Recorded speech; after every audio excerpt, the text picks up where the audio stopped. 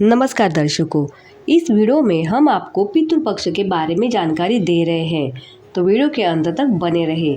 पितृपक्ष की जानकारी देने के पूर्व हम आपको इस वर्ष पितृपक्ष कब शुरू होता है ये बताते हैं। 2024 इस साल पितृपक्ष 18 सितंबर से शुरू हो रहा है और इसकी समाप्ति 2 अक्टूबर को सर्वपितृ अमावस्या के दिन होगी। इस वर्ष चतुर्दशी तिथि 17 तारीख को 11:44 तक होने के कारण जिन व्यक्तियों को पूर्णिमा का श्राद्ध करना है वो उनको 17 तारीख को ही करना होगा, क्योंकि 18 तारीख को पूर्णिमा 8:03 तक ही है। उसके बाद प्रतिपदा लगने वाली है।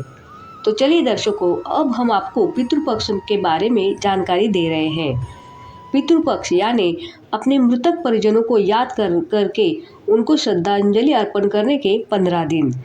पितृपक्ष की शुरुआत अनंत चतुर्दशी के पश्चात जब पूर्णिमा की शुरुआत होती है तब से होती है। वो सर्वपितृ अमावस्या के दिन तक चलती रहे। सर्वपितृ अमावस्या पितृपक्ष का आखिरी दिन होता है।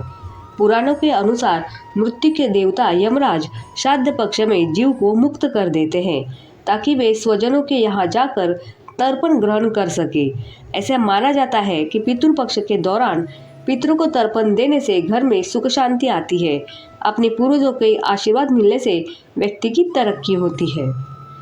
पितृपक्ष में श्राद्ध, तर्पण और पिंडदान करने का महत्व माना जाता है। पितृपक्ष में मृतक परिजनों को श्रद्धापूर्वक याद करने को श्राद्ध भी कहते हैं। तो श्राद्ध का दूसरा भी अर्थ है अपने देवों, परिवार, वंश, परंपरा, संस्कृति और इष्ट के प्रति श्रद्धा रखना है। हिंदू शास्त्र में कहा गया है कि जो स्वजन अपने शरीर को छोड़कर चले गए हैं, चाहे वे किसी भी रूप में अथवा किसी भी लोक में हो, उनकी तृप्ति के लिए और उन्नति के लिए श्रद्धा के साथ जो शुभ संकल्प और तर्पण किया जाता है वो श्राद्ध है। पिंडदान का अर्थ भोजन दान से है। इसका अर्थ है कि हम पितरों को पितृपक्ष में भोजन दान दे रहे हैं। वही तर्पण का अर्थ जलदान से है। तर्पण मतलब जलदान या तृप्त करने की क्रिया। पितृपक्ष के दौरान हाथ में जल, कुश, अक्षत, तिल आदि लेकर पितरों का तर्पण किया जाता है। इसके बाद दोनों हाथ जोड़कर पितरों का ध्यान करते हुए उन्हें आमंत्रित किया जाता है और जल को ग्रहण करने की प्रार्थना की जाती है। पितृपक्ष में मांसाहार खाना वर्जित माना गया है। माना जाता है कि मांसाहारी भोजन आध्यात्मिक वातावरण को बिगाड़ता है। वैसे ही प्याज, लहसुन को भी खाने में इस्तेमाल करने को वर्जित माना गया है। प्याज और लहसुन से तामसिकता यानी क्रोध बढ़ता है। जिनके पूर्वज मांसाहार करते थे या जो क्षत्रिय है उनको मांसाहार वर्जित नहीं माना जाता। पितृपक्ष में श्राद्ध, पिंडदान बेटों के द्वारा किया जाता है, परंतु धर्म सिंधु ग्रंथ, मनुस्मृति, मार्कंडेय पुराण और गरुड़ पुराण के अनुसार महिलाओं को भी तर्पण, पिंडदान करने का अधिकार प्राप्त है। वाल्मीकि रामायण में देवी सीता के जरिए ससुर राजा दशरथ का श्राद्ध करने का वर्णन है। माता सीता ने राजा दशरथ का पिंडदान किया था। ज्योतिषाचार्य बताते हैं कि जिस व्यक्ति के पुत्र ही न हो या फिर उस घर में कोई भी पुरुष न हो, तो ऐसी अवस्था में घर की महिलाएं श्राद्ध, तर्पण आदि कर सकती है, क्योंकि पितृपक्ष के दौरान किसी भी परिस्थिति में श्राद्ध, तर्पण, पिंडदान रोकना शुभ नहीं माना जाता है। पितृपक्ष में किसी भी तरह के मांगलिक कार्य नहीं करने चाहिए, क्योंकि पितृपक्ष के दौरान शोक का माहौल होता है। इसलिए इन दिनों कोई भी शुभ कार्य करना अशुभ माना जाता है। दर्शकों, अंगूठे से तर्पण जल देने का कारण शास्त्रों में मिलता है, जिसके अनुसार मनुष्य के हाथ के अंगूठे में पितरों का वास माना जाता है। यही कारण भी है कि अंगूठे को पितृ तीर्थ कहा जाता है। ऐसा माना जाता है कि जब तर्पण के दौरान अंगूठे से जल दिया जाता है तो सीधे पिंडों तक पहुंचता है।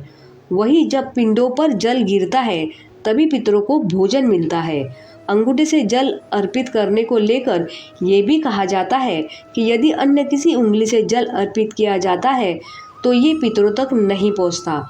ऐसे में ना पितरों को भोजन मिल पाता है और ना ही जल, जिससे आपके पितरों को मोक्ष भी नहीं मिलता। पितृपक्ष में कौवे को चावल के या चावल के आटे से बने गेंद यानी पिंड दिए जाते हैं। क्योंकि ऐसा माना जाता है कि पूर्वज कौवे के रूप में आते हैं और प्रसाद खाते हैं। ये भी मान्यता है पितृपक्ष में कौवे को भोजन देने से पूर्वजों की आत्मा को शांति मिलती है। कौवे को भोजन देने के बाद भोजन कुत्ते को और गाय को भी दिया जाता है। दर्शकों, मृतक व्यक्ति जिस तिथि में उसकी मृत्यु हुई है उसी तिथि को उसका श्राद्ध, तर्पण, पिंडदान किया जाता है। जिनकी तिथि हमें मालूम नहीं होती है उनके लिए सर्वपितृ अमावस्या के दिन तर्पण करना चाहिए। अविवाहित मरने वाले लोगों का श्राद्ध पंचमी तिथि में करते हैं और उस दिन भरणी नक्षत्र हो तो और भी अच्छा माना जाता है। जिन औरतों की मृत्यु सुहागन होते हुए हुई है उन औरतों का श्राद्ध नवमी तिथि में किया जाता है। नवमी तिथि को अविधवा नवमी कहा जाता है।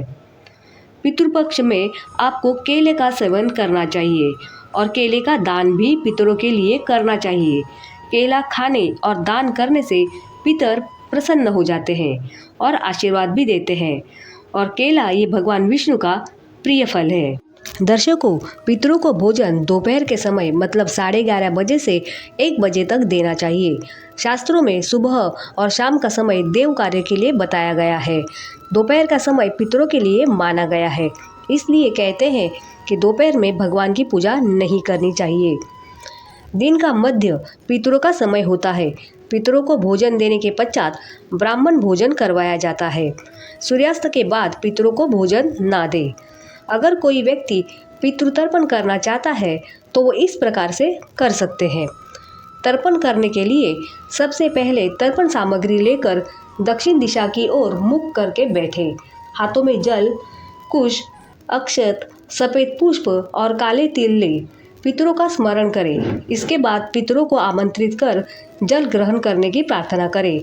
इसके बाद 5 या 7 या फिर 11 बार हाथ से जल धरती पर गिराएं। जल धरती पर गिराते समय जल हाथ के अंगूठे के ऊपर से गिरना चाहिए। तर्पण का ये तरीका महिलाएं भी कर सकती है, परंतु उनके हाथ में सिर्फ और सिर्फ गंगा जल ही होना चाहिए, बाकी सामग्री नहीं।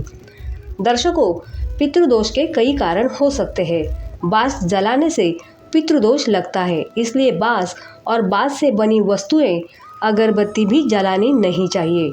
अगरबत्ती क्यों नहीं जलानी चाहिए इसका वीडियो हमने बनाया है। उस वीडियो का लिंक आपको डिस्क्रिप्शन में मिलेगा, तो उस वीडियो को आप अवश्य देखें। दर्शकों, किसी व्यक्ति को उसके जन्म कुंडली के मुताबिक पितृदोष बताया जाता है। पितृदोष होने के कारण संतति ना होना, संतति विकलांग होना, गर्भपात होना, धन प्राप्ति में कठिनाई होना इत्यादि समस्याएं उत्पन्न होती हैं।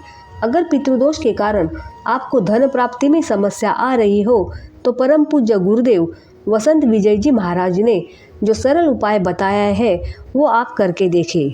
आपको पकाया हुआ चावल लेना है, उसमें नमक ना डालें। उसके साथ रात में भिगोया हुआ साबुत मूंग, घी, केला और गुड़ लेना है। पकाए हुए चावल पर घी की सिर्फ 2 बूंदे ही डालनी है। मूंग चावल पर फैलाने हैं।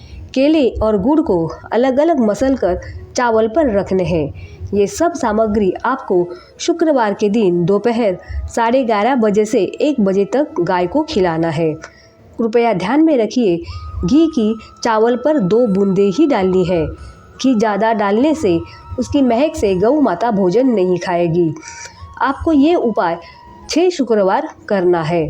शुक्रवार को ये उपाय करने से धन प्राप्ति का योग बनता है। पकाया हुआ चावल चंद्र का प्रतीक, घी गुरु का प्रतीक, गुड़ सूर्य का प्रतीक, केला नाना नानी परनानी केतु का प्रतीक, मूंग दादा दादी परदादा राहु का प्रतीक माना जाता है। केले के पत्तल पर ये सामग्री गाय को खिलाने से आपके ग्रह और पितर शांत हो जाते हैं। आपको दान का भी पुण्य मिलता है। इस उपाय से पितृदोष धन योग में बदल जाता है। तो दर्शकों, हम पितरों के देवता अरे माँ से प्रार्थना करते हैं कि हमारे और हमारे दर्शकों के जो भी पितर हैं वो सब इस पितृपक्ष में मोक्ष तथा सद्गति को प्राप्त करें, उनकी आत्मा को शांति मिले। इस प्रार्थना के साथ वीडियो को समाप्त करते हैं। जय हिंद।